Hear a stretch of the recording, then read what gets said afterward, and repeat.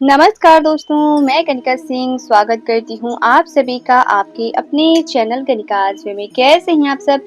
ये बताने के लिए हमेशा की तरह कमेंट बॉक्स में जय श्री हरि विष्णु ज़रूर लिखें। तो चलिए दोस्तों, आज हम इस वीडियो में जानेंगे कि 2025 में देवशयनी एकादशी कब है, तिथि कब से प्रारंभ हो रही है, कब समाप्त हो रही है, व्रत हमें किस दिन रखना है, पारण का शुभ मुहूर्त क्या रहेगा और चातुर्मास कब से प्रारंभ हो रहा है। जो कि वीडियो बहुत ही महत्वपूर्ण होने वाला है, तो वीडियो को अंत तक जरूर देखिएगा। और अगर आप सभी के लिए वीडियो हेल्पफुल होता है तो प्लीज एक लाइक जरूर करें और इसके साथ ही मेरे चैनल को सब्सक्राइब करके बेल आइकन को प्रेस कर दें ताकि मेरी आने वाली वीडियो की सभी नए नोटिफिकेशन आप सभी के पास सबसे पहले पहुंचे। तो चलिए हम वीडियो को शुरू करते हैं। आषाढ़ मास की शुक्ल पक्ष एकादशी को हम देवशयनी एकादशी या हरिशयनी एकादशी के नाम से जानते हैं। इसी दिन से चातुर्मास जो है वो शुरू हो जाता है और इसी दिन से भगवान श्री हरि विष्णु जो है वो 4 महीने के लिए क्षीर सागर में चले जाते हैं अपनी योग निद्रा में। तो इन 4 महीनों में कोई शुभ कार्य नहीं होता है। और शुभ कार्य कब से प्रारंभ होगी? देव उठनी एकादशी से, जो कि कार्तिक माह की शुक्ल पक्ष एकादशी को हम मनाते हैं। तो देव उठनी एकादशी से जितने भी शुभ कार्य हैं वो हमारे प्रारंभ हो जाते हैं। तो इन 4 महीनों में हमें कोई भी शुभ कार्य नहीं करना चाहिए, जैसे कि शादी विवाह को लेके कुछ भी हो गया, मुंडन, गृह प्रवेश और जो भी है शादी विवाह से जुड़ी संबंधित मतलब बातचीत भी नहीं किया जाता है इन 4 महीनों में। तो ये सब कार्य जो है वो वर्जित बताए गए हैं। इन 4 महीनों में हमें ज़्यादा से ज़्यादा पूजा पाठ करनी चाहिए, भगवान श्री हरि विष्णु के नाम लेने चाहिए, ठीक है? मंत्रों का जाप करना चाहिए, तो ये हमारे लिए ज़्यादा लाभदायी होता है। तो चलिए दोस्तों, सबसे पहले हम जान लेते हैं देवशयनी एकादशी के नियम। उनके नियम क्या होते हैं, कैसे हमें व्रत रखना है, कैसे हमें क्या करना है। तो सबसे पहले तो एकादशी व्रत जो है वो 3 दिवसीय व्रत होता है। साल में 24 एकादशी होते हैं, ठीक है? और महीने में 2 एकादशी पड़ते हैं, जो कि एक शुक्ल पक्ष का होता है और एक जो है वो कृष्ण पक्ष का होता है। तो कुछ लोग जो है वो दोनों ही एकादशी का व्रत करते हैं और कुछ लोग जो है वो सिर्फ शुक्ल पक्ष का ही व्रत करते हैं। तो सबसे पहले तो आप लोगों ने मुझसे पूछा था कि दीदी क्या पहली बार हम व्रत उठा सकते हैं? तो मैं बोलूँगी कि इस वाले से आप लोग पहली बार व्रत ना उठाएँ। भीम एकादशी से मैंने बताया हुआ था कि आप लोग उठा सकते हैं, लेकिन अभी आप लोग ना उठाएँ, ठीक है? 4 महीनों के लिए आप लोग छोड़ दें। आप लोग कब उठा सकते हैं? देव उठनी एकादशी से फिर आप लोग जो है वो नया से व्रत जो है वो प्रारंभ कर सकते हैं, ठीक है? तो एकादशी व्रत के नियम जो है वो 10वीं तिथि से ही प्रारंभ हो जाते हैं। 10वीं तिथि के दिन सबसे पहले तो हमें सुबह सवेरे जल्दी उठ के बालों को अच्छे से साफ और स्वच्छ करके मतलब धुल के, जितनी भी मेरी सुहागिन माताएं बहनें, अच्छे से बाल वगैरह धो लेना चाहिए, क्योंकि एकादशी के दिन पे बालों में शैम्पू नहीं किया जाता। श्रृंगार हम पूरा कर सकते हैं लेकिन बालों को धोना नहीं चाहिए। तो इसीलिए एक दिन पहले ही अच्छे से नहाए खाए की विधि हम करते हैं। अच्छे से स्नान आदि करने के बाद लहसुन, प्याज, मसूर की दाल, ठीक है, उड़द की दाल, ये सभी जितनी अशुद्ध चीजें होती है ना, बैगन, मूली, ये सभी चीजें खाकर एकादशी का व्रत नहीं रखा जाता है।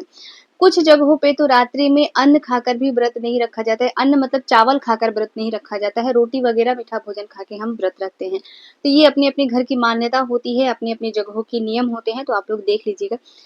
इसके बाद एकादशी के दिन सबसे पहले तो हमें सूर्य उदय से पूर्व उठ जाना चाहिए। किसी भी व्रत में हमें देर तक नहीं सोना चाहिए, ठीक है? सूर्योदय से पूर्व उठ के अपने घर को अच्छे से साफ और स्वच्छ करके हमें सबसे पहले, अगर नदी सरोवर पास है तो हमें ज़रूर जाना चाहिए। अगर नहीं है तो घर पर ही नहाने के पानी में थोड़ा-सा गंगा जल या हल्दी जल मिश्रित जल से हम नहा सकते हैं। तो स्नान आदि करने के बाद पूरे घर में अच्छे से हमें गंगा जल का छिड़काव ज़रूर कर लेना चाहिए। इसके पश्चात हमें सबसे पहले जो है वो सूर्य भगवान को 1 लोटा हमें जल अर्पित करना है। और एक चीज़ मैं बता दूँ कि एकादशी के दिन पे पीले रंग का वस्त्र धारण करना विशेष बताया गया है, क्योंकि भगवान श्री हरि विष्णु को पीला रंग अत्यधिक प्रिय है। तो पीले रंग का वस्त्र धारण करके हमें भगवान श्री हरि विष्णु की पूजा पाठ जो है वो करनी चाहिए। तो पीले रंग का वस्त्र हमें धारण कर लेना है। इसके पश्चात जो है सबसे पहले हम भगवान सूर्य देव को 1 लोटा जल चढ़ाएँगे, ठीक है? इसके पश्चात अगर घर में शिवलिंग रखा हो तो हमें शिवलिंग की भी अच्छे से पूजा पाठ जो है अपनी कर लेनी है। इसके बाद हमें माँ तुलसी के समक्ष एक दीपक इस दिन पे ज़रूर जलाना है। लेकिन हमें ध्यान क्या रखना है कि इस दिन पे माँ तुलसी को हमें जल नहीं चढ़ाना है। एकादशी के दिन पे तुलसी जी में जल नहीं चढ़ाया जाता है। तो ये घी का दीपक हमें जला देना है, पूजा पाठ अपनी जो है वो कर लेनी है। इसके बाद हमें भगवान श्री हरि विष्णु की विधिवत पूजा अर्चना करनी है। चाहे तो हम अलग से चौकी लगाकर भी कर सकते हैं, नहीं तो हम ऐसे भी जहाँ पूजा करते हैं वहाँ पर भी हम अच्छे से विधिवत भगवान की पूजा अर्चना कर सकते हैं। इसके पश्चात पूरे दिन ये फल फलहारी व्रत होता है, पूरे दिन हम फल फलहार कर सकते हैं, हमें सोना नहीं चाहिए, इस चीज़ का ध्यान रखना। फिर संध्या के समय भी हमें अच्छे से भगवान को जो है वो भोग वगैरह लगा देना है, घी का दीपक जला देना, अच्छे से अपनी पूजा पाठ जो है वो कर लेनी है। अच्छा, व्रत के बाद जो है पूजा पाठ करने के बाद हमें व्रत की कथा ज़रूर सुननी चाहिए, सुबह के समय पे या शाम के समय पे जभी भी, तो ये कार्य हमें नहीं भूलना है। इसके पश्चात दूसरे दिन हमें सुबह सवेरे जल्दी उठ के स्नान आदि करके फिर से भगवान की विधिवत पूजा अर्चना करके कुछ न कुछ दान ज़रूर करके इसके बाद हमें जो है वो व्रत का पारण करना चाहिए द्वादशी तिथि में। पारण करने से पहले शुभ मुहूर्त का हमें विशेष ध्यान रखना चाहिए। ठीक है, तो आशा करती हूँ सारे नियम जो है आप सभी को अच्छे से समझ में आए होंगे। तो चलिए अब हम जान लेते हैं कि एकादशी तिथि कब से प्रारंभ हो रही है, कब समाप्त हो रही है।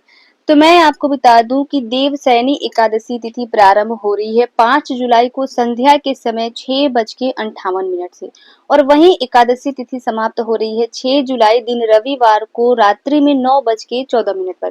तो ऐसे में जो है वो 6 जुलाई को व्रत रखा जाएगा, 6 जुलाई दिन रविवार को व्रत रखा जाएगा। तो रविवार के दिन तुलसी पत्र वगैरह नहीं तोड़ा जाता है, वैसे भी एकादशी के दिन नहीं तोड़ा जाता, तो एक दिन पहले ही हमें तोड़कर रख लेना है, क्योंकि भगवान श्री हरि विष्णु की भोग में जो है वो बिना तुलसी पत्र के अधूरा माना जाता है, तो इस चीज का आप लोग जो है वो ध्यान रखें, ठीक है। और पारण का शुभ मुहूर्त मैं आपको बता दूं तो 7 जुलाई दिन सोमवार को सुबह 5:30 से 8:18 तक जो है वो पारण का शुभ मुहूर्त है। तो इसी समय पे हमें जो है वो पारण कर लेना। अगर भोजन इत्यादि ना भी बना हो तो मुख में गंगा जल और जो तुलसी पत्र हम चढ़ाते हैं उसी तुलसी पत्र को लेकर मुख में हम जो है वो व्रत का पारण कर सकते हैं, ठीक है। तो इसी तरीके से हमें व्रत रखना है। आशा करती हूँ सारी बातें मैंने बहुत अच्छे से समझाई हैं, आप लोग को समझ में आई होंगी।